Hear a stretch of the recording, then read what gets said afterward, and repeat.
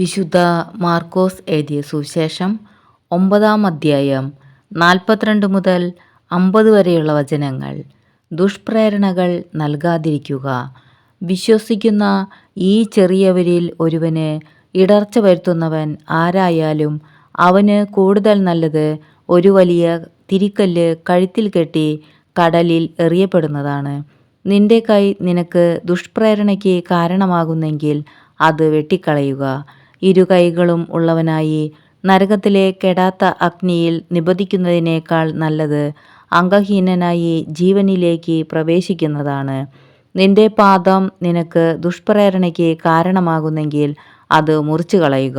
2 പാദങ്ങളും ഉള്ളവനായി നരകത്തിൽ എറിയപ്പെടുന്നതിനേക്കാൾ നല്ലത് മുടന്തനായി ജീവനിലേക്ക് പ്രവേശിക്കുന്നതാണ്.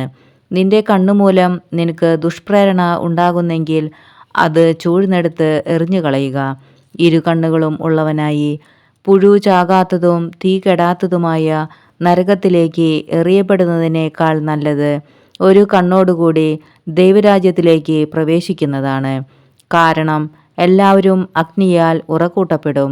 ഉപ്പ് നല്ലതാണ്, എന്നാൽ ഉറകെട്ടുപോയാൽ പിന്നെ എന്തുകൊണ്ട് അതിന് ഉറകൂട്ടും? നിങ്ങളിൽ ഉപ്പ് ഉണ്ടായിരിക്കട്ടെ, പരസ്പരം സമാധാനത്തിൽ വർത്തിക്കുകയും ചെയ്യുവിൻ.